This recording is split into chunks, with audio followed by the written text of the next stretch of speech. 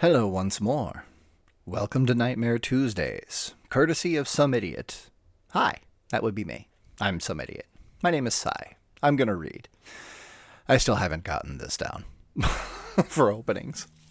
But I am going to go ahead and keep this fairly short and sweet to start because I want to get directly on to the reading. So, what we're going to get here... Should have had this pulled up before I start.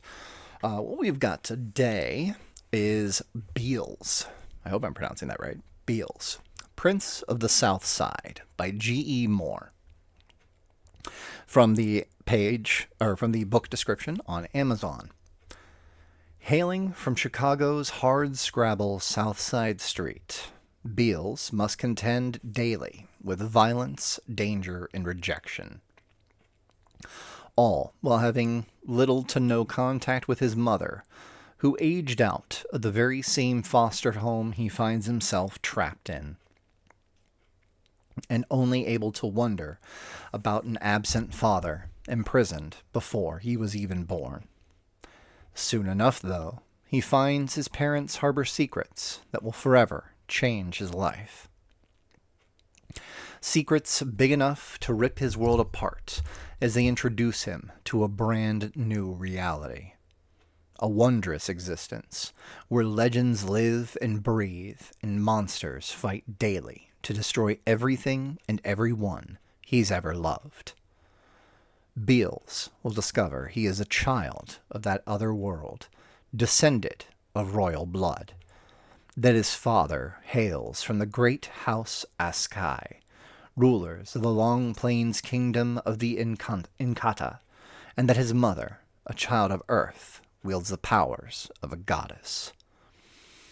As these secrets are revealed, Bealz embarks upon a journey across two worlds, battling saints and the demon Shitani along the way in a race to restore balance before it's all too late. That sounds compelling. This was also described to me by the publisher as a just general genre description of Afrofuturism. So that is not something I have a terrible amount of experience with. I have enjoyed what exposure I've had. I've not really seen much in that regard. I'm not even going to say I haven't been drawn to it. It's not often popped up on my radar, so I'm really thankful for this. I'm very much looking forward. So, we are 3 minutes in. Let's get to it. Bealz, Prince of the Southside by G.E. Moore, published by Nightmare Press of Shepherdsville, Kentucky. Copyright 2025. Cover art by Christy Aldridge at Grim Poppy Design. Edited by Jacob Floyd. No portion of this book may be copied or transmitted in any form, electronic or otherwise, without express written consent of the publisher or author. I've got the publisher's consent. I don't know the author, but I hope you enjoy this. Additionally, this book is a work of fiction. Names, characters, locations, events, and incidents are fictitious and/or are used fictitiously. Any resemblance to any actual people, living or dead, places, events, or incidents is unintentional and purely coincidental. On the dedication page, I see the world in shades of dreams and possibilities. What a joy to share this vision. Thank you, Sierra, Jamond, Xavier, and Zane. Your existence, the wonders of your creation, made this story possible. Thank you, Heather. Your patience, though not inexhaustible, is a precious thing I continue to cherish. And thank you to the city of Decatur, Big Time, and Carolyn Ann's baby boy loves you all. I might have misread that. Big Time and Carolyn Ann's baby boy loves you all in the most profound way possible. Other works by G.E. Moore. Songs for the Cleveland Ave Warriors, a poetry collection. Songs for the Cleveland Ave Warriors, Reality and Fame, a second collection of poetry. the wayward home for retired superheroes and more astonishing tales from the hood, an anthology of Afrofuturist/fantasy, short stories, and more. For more of G.E. Moore's previously published work at the following sites, and there is a list. Bealz, Prince of the Southside by G.E. Moore. Part 1, Chapter 1. Bealz is 12 years old, and as far as he knows, his dad has been locked up since before he was born. He still thinks about him a lot, though. He misses him, a man he's never even met. Bealz's mom never talks about him, his dad, and when pressed, she'd just get sad and say, "I don't know, baby," or "I wish I could tell you more, honey," or "Leave me alone, damn it." Bealz, too, is often sad. He doesn't show it, though. At least, not like they do in the movies, or on the happy ads splashed across socials. He can't act like that. Not where he's from. Here, on Chicago's South Side, his reality looks nothing like theirs. They have lawns and the huge, oversized boxes of colorful cereals his corner stores never have on their shelves. And they have brand new bicycles and safe places to ride them while wearing giant smiles on their faces. They also have moms. Most of them even have a dad. Bealz does too, of course, just not like theirs. His mother is around, sometimes, which is cool, but he lives with his grandmother, Miss Penny, who isn't really his grandmother.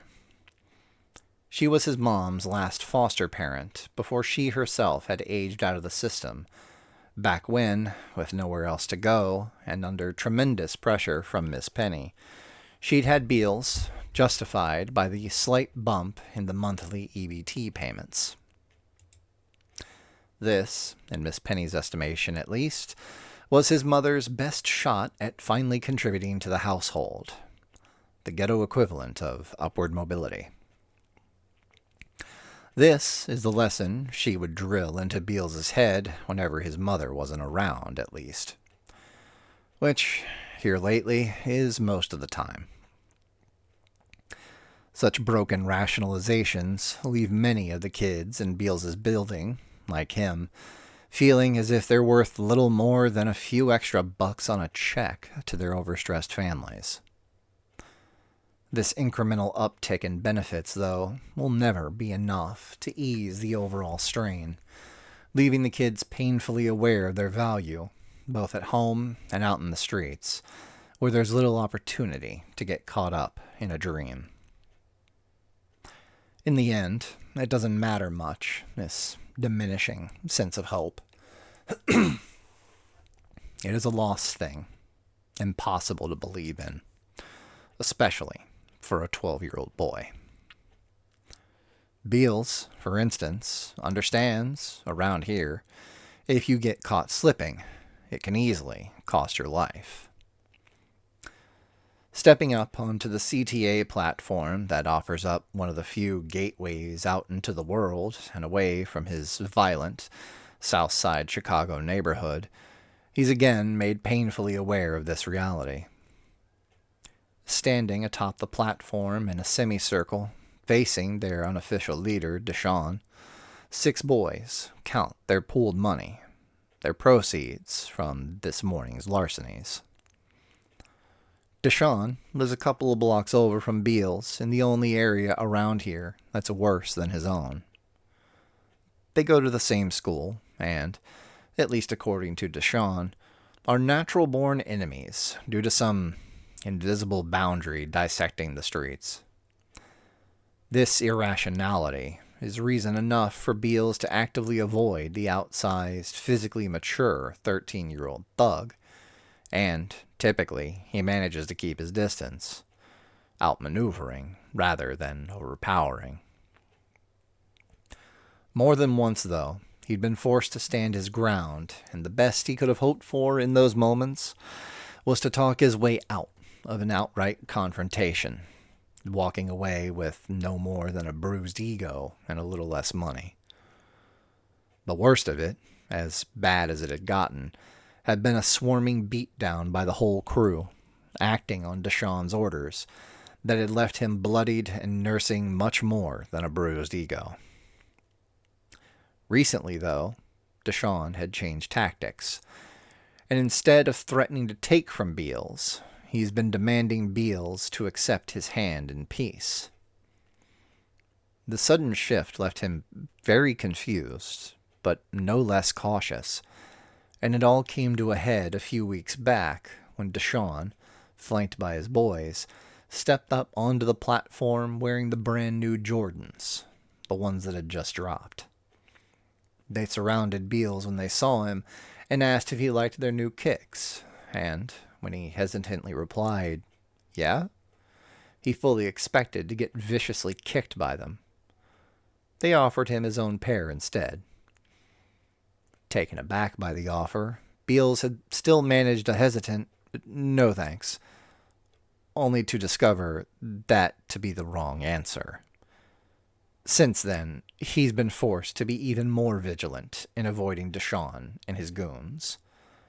Ironically, even more so than when they only wanted to beat him up for bragging rights.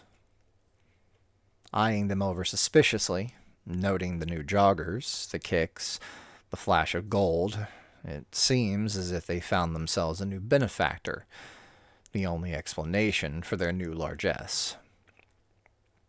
Unfortunately, this also seemed to mean he can't shake them. He can't turn for them. Fully alert, Bealz stands rigid atop the stairs, causing a momentary pile-up among the commuters rushing up behind him. He pays them no mind. His attentions are diverted by his racing heart, and his eyes dart left and right, until finally, exhaling slowly through pursed lips, he begins to ease back down the steps. Tonio, though, Deshawn's closest crony, spots him just as his head begins to bob down out of sight. "Hey!" Tonio shouts, and points towards Bealz, causing the other 5 heads in the group to snap around in his direction. "Damn!" Bealz hisses between clenched teeth and turns on his heels to take the remaining steps 4 at a time. As he bounds back down toward the street, it doesn't take long to hear the agitated shouts rising from the commuters being shoved aside behind him as the gang falls into pursuit. Tumbling out onto the sidewalk, Bealz looks around frantically before darting off toward Miss Penny's, thinking if he can just make it to the end of the block, Deshawn will have to cross over to his neighborhood, where he isn't welcome. He knows an invisible line in the sand, or in this case, on the sidewalk, won't necessarily stop him, but Deshawn has made a lot of enemies on this side of the street, and even though Bealz doesn't get a whole lot of love from the hustlers and gangbangers typically gathered outside his building, he still lives on the block. He's still one of them, so the corner boys will likely side with him. Or at least he hopes they will. Either way, he'd much rather wager on the more familiar threat, which sends him veering sharply into an alley behind the corner store, with Deshawn and the gang hot on his heels. Checking over his shoulder, though, he fails to notice the sleek black sedan idling 10 feet away from the store's back door, and, just as he gathers speed, readying himself to sprint down the alley, the back passenger side door of the sedan swings open, and a deep, dark voice calls out from within the car's dim interior. "Hey!" Skidding to a stop, Bealz's heart sinks into the pit of his stomach, and he instantly regrets his choice in shortcuts. "Get his little ass." Bealz knows who this is. He's heard of him, at least. The dude has become something of a local legend, an urban myth, something like an Iceberg Slim or a Cadillac Red. He knows in an instant this is the man behind Deshawn's sudden change of heart. He can't help but think about the flip side of the story, though. The other side of the shoes, the cash, and the neighborhood juice. The real reason Bealz has been so hesitant to take Deshawn up on his offer. It's unclear what the man wants, what the kids were even doing for him. But some of those who had agreed to work for him were also vanishing, never to be seen again. Most of them. A couple had been found. The hushed gossip had been gone. Had gone. Their mangled, bloodied bodies, at least. Bealz doesn't want to end up like that. Turned inside out and left crumpled and discarded in some dirty alleyway. So he had passed on the shoes. He can only assume the mystery man in the sedan didn't like that very much, because once Bealz had turned them down, he'd been running ever since. Spinning on his heels, he lowers his head again, preparing to pivot and haul ass in the other direction, intending to speed past Deshawn and his goons, surprise them before they have had time to react. Before he can gather any momentum, though, he runs smack into a brick wall and falls flat on his ass. Bealz is dizzy. He sees stars as he squints up at the bright morning sunlight. Not a brick wall, but the largest man he's ever seen. Impossibly large. Big Mook reaches down with hands as broad as extra-large deep dish pans and lifts Bealz from the ground by the nape of his neck. He feels weightless, like an errant scrap of paper. Tears sting his eyes, and he goes limp, recognizing the uselessness of a fight. And he's stuffed in the back seat of the sedan, dropped down into the darkness just as Deshawn and the others turn the corner in pursuit. Turning away from the leering boys and toward the man in the car, Bealz's blood runs cold, and he feels an instinctual tightening in his gut. Horrifically, he knows this monster. This is no mere man. This is a demon who stalks him in his dreams. Mook, the dark man says, his eyes pinning Bealz in place as a gleaming golden grin breaks across his face. Tell Deshawn to get up on the platform. I'll handle his ass later. Grunting with consent, the giant of a man closes the door, and Bealz is swallowed up in darkness. Chapter 2. Chicago, sitting atop the map of the state of Illinois, like a jaunty, precariously donned cap, serves as the state's primary economic engine. Among its greatest exports, and a major contribution to the downstate economy, is the steady stream of black and brown bodies filling the many prisons spread throughout the state's rural communities, providing a financial boon for these sparse locales. Alternatively, however, this has also engendered a complete separation from the families the prisoners are forced to leave behind. Families that find it hard enough to catch a bus to a real grocery store, let alone travel 3 to 4 hours downstate for an hour-long visit with a loved one. Many of the kids in Bealz's neighborhood are just like him, dealt with the same issues as him. Most notably, their dads, housed in prison units hundreds of miles away, had left them behind to fend for themselves. This is especially true for the boys. By default, the girls tend to have more intact maternal structures, better examples. It has simply been their misfortune to be surrounded by a generation of well-armed, dangerously confused young men raised up in the middle of an urban war zone. The women, then, often forced into responsibility at a young age, have no choice but to take up the mantle of leadership, and not just in the home, but in the community at large, many times before they can even vote. For those boys who chafe under this direction, who yearn for some greater connection to the worst of their rapidly developing instincts, there have always been the streets, where there are always people like the grinning monster seated across from Bealz. Where there are always people like the grinning monster seated across from Bealz in the back of this $200,000 sedan. What's up? Ain't you heard? I've been trying to catch up with you for a while. Blinking against the unnatural darkness surrounding him, Bealz can't speak. He's too afraid to move. This appears to please the man. What you scared for, player? I ain't gonna bite. Looking at the wet, wide smile that breaks like a crack across the man's dark face, his golden teeth gleaming with menace, Bealz believes he can and would do just that. He has the look of a predator, all too willing to sink its teeth into its prey. I know you know me, right? He asks, his words seeping down into Bealz's brain. Come on now. Don't act like you don't know me. You gonna hurt my feelings. Bealz doesn't answer, continuing instead to cringe against the locked car door, mute with fear. Growing impatient, the man's grin slowly melts away into a menacing sneer. Aight now. You hear me talking to you. I'm trying to be nice.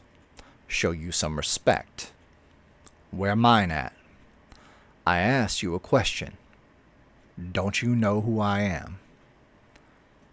Yeah, I know you, Bealz managed to stammer. What's my name? The dark man demands with menace. Dakari. The name feels cold on Bealz's tongue. Sitting back, Dakari's grin returns. He seems pleased with Bealz's answer. Yeah, you know me, he says.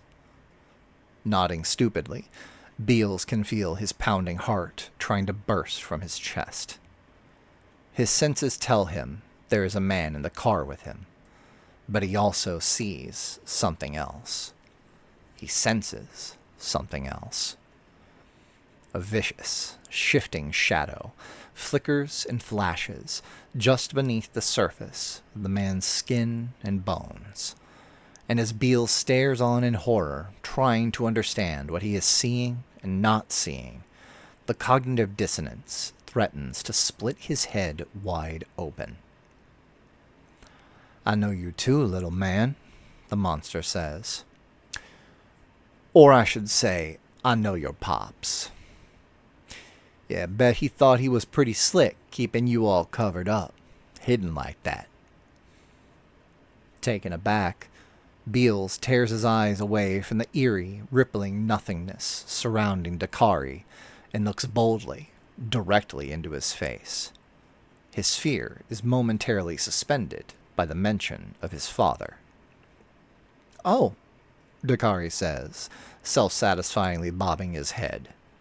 Didn't know about that, did you? Oh, homeboy, let me be the first to tell you, there's a whole lot going on right now that you don't know about. Dakari reaches out toward him suddenly, and Bealz jumps back before seeing the gold link chain puddled in the man's outstretched arm. It appears like there's some sort of magic, or it appeared there like some sort of magic trick. Laughing, Dakari says, Go ahead on. I ain't gonna bite you. Hell, I still can't even touch you. Against the rules. Later for that. But you can take something from me. So take the chain. It's yours, Dakari says, jeeringly. I'm good, Bealz decries as he recoils in panic. The grin remains steady on Dakari's face. Leaning closer to Bealz, he says again, Go ahead. Take the chain. Looking from the man's hand to his golden, gleaming grin, Bealz is filled with dread. The necklace seems to vibrate. He feels a menacing iciness emanating from it. He wants no part of it. Dakari, though, isn't asking. Tipping his hand, he drops the chain into Bealz's lap. Whatever. I can see you, even if you don't take it from me. Can't do nothing to you, though. I can still feel your punk-ass daddy's working wrapped around you, he says, his charm evaporating in an instant. It's starting to make me sick to my stomach. Now get out of my car. Bealz yelps in surprise as the door suddenly swings open and he falls backward, out onto the grimy, cinder-strewn alleyway. When the stars from the impact begin to clear from his eyes, he looks up to see Big Mook staring down at him, and in a moment of madness, Bealz can see through him as if he were opaque. He sees his true form, shifted, prismed through with sunlight. He's huge, as big, as voluminous as a great towering cloud. Bealz struggles, trying to scrabble away from the car and the hulking monster hovering over him. Mook, Dakari calls out from the black hole of the back seat. You can still touch him. Put that chain round his neck. Now. I don't want to lose him again. As the faltering, flickering image of a man and monster reaches down toward him, Bealz scrabbles away, his mouth opened wide as if to cry out, but he makes no sound, managing only to dumbly stare at the horrific creature in amorphous form as big as mountains hidden away inside the giant of a man reaching down toward him. Bealz understands his reality has just been broken. He thinks maybe he's going insane. He just wants to get away, but he doesn't get far as Big Mook daintily plucks the chain from amid the gravelly cigarette butts and discarded detritus and gently lifts him from the ground, cradling him like an infant in the crook of his massive arms. Bealz can feel Big Mook's huge hands, talons, moving with an uncharacteristic deftness across his neck, like feathers, and as he fastens the chain's clasp, he feels himself washing away, back down into the darkness. I'm gonna stop there. Okay, wow. So, I mentioned at the start of this, I think my only real exposure to what I would assume to be like an Afrofuturist narrative really is Marvel's Black Panther. I think I've like seen some imagery, like artistry regarding like Afrofuturism just in general. And I want to say I had a discussion with a college professor at one point that I was installing the phone for. Different story. Anyway, but I don't think I've ever actually read something in this vein. I enjoy this. There were definitely a few points where I was not going to read some of the wording utilized. Not that I think it is incorrect or out of place for the tone of the narrative, but it is not my place to use that wording. So there's that, and I'm not going to do that. But it felt appropriate. Like, there's a thing, like, I just trying to, like, visualize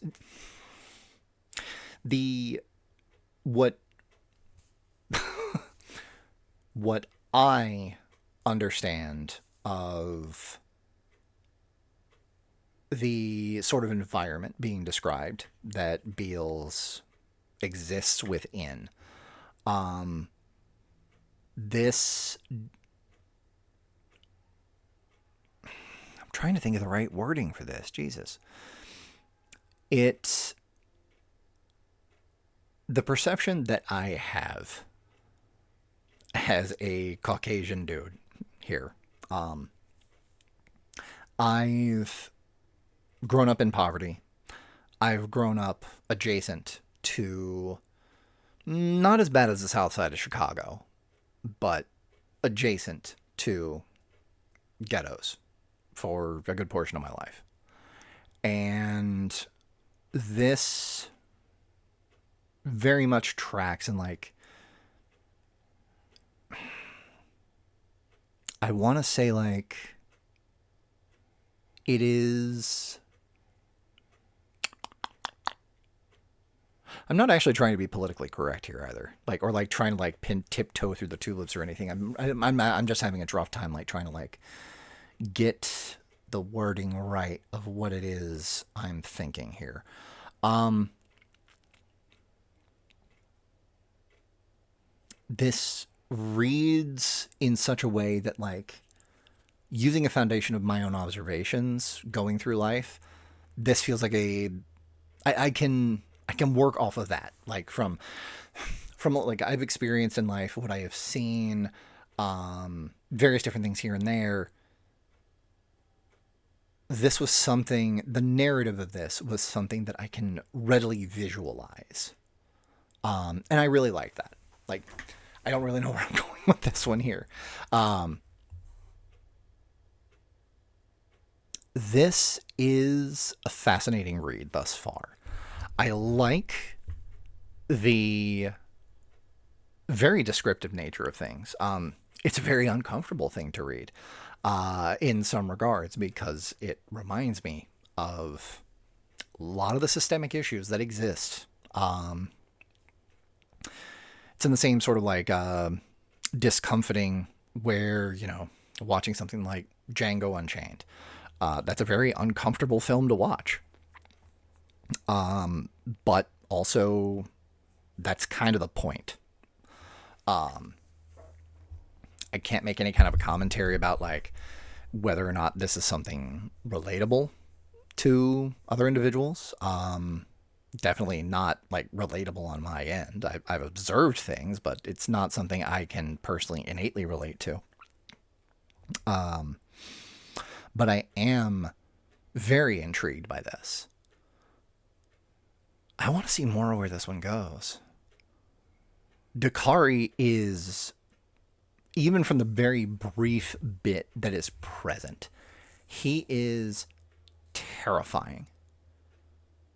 Like, you can tell he's got that sense of like, there's almost a feeling of he knows he is big shit, and with good reason. He probably is big shit, but there's like a sort of sense of like,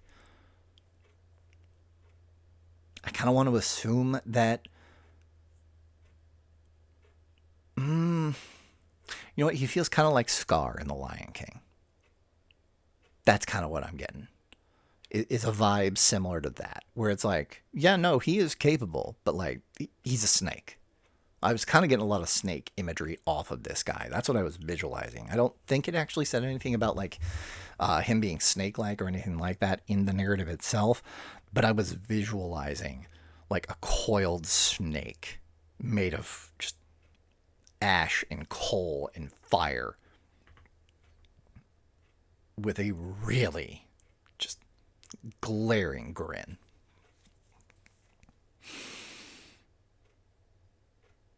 I am really glad that this was put in front of me to read. I really am.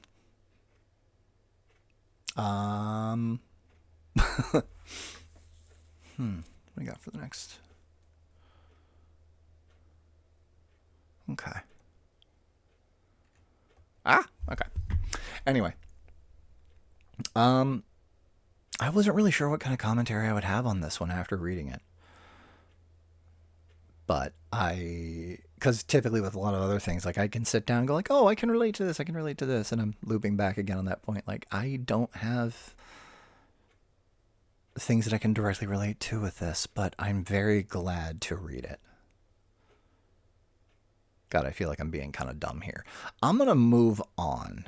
If I am being kind of dumb here, please call that out. And also, if you do, please call out why and how I cannot be dumb. I very much appreciate those things. Anyway, if you did enjoy the read and you enjoy the entire concept and what's presented here, I really want to see more of this. If you enjoyed it, I will have a link to the book down in the description. This is, again, Bealz, Prince of the Southside by G.E. Moore, published by Nightmare Press. Links are going to be down in the description. Go check out a copy of this. So this particular video is going to be coming out while I am out of state. But I think I'm going to make a point. Like, I'm going to have some time off work. I really want to sit down and actually read through the rest of this one. I think that's going to be my next goal. I want to read more of this. I like this. So maybe I'll have some more commentary on that. I don't know. We'll see. If you enjoy the works by Nightmare, if you enjoyed this, you can also check out the other readings for Nightmare Tuesdays that I've done for Nightmare Press. This will be part of the playlist for that, so feel free to check things out there. Grab a copy of this book. Grab a copy for a friend. Grab a copy for a random stranger and just throw it at them. That's cool too. Maybe. I don't know. Just buy copies of it. It's good stuff. And I think that's all I've got right now. Yeah, okay, cool deal. So yeah, I think I'm probably gonna record the next video. I'm getting like a couple of these in like the week before I'm going out of town, and it's just trying to build up a small backlog so that I'm not like completely flat-footed when I come back from vacation. Anyway, all right, you all take care. I love you all. Deuces. Whee! Oh, also, for those of you that are spending time with family, or if you don't have family to spend time with, just from me to you, happy Thanksgiving. I really, truly hope that you're all doing as well as you possibly can right now. I love you guys. Take care.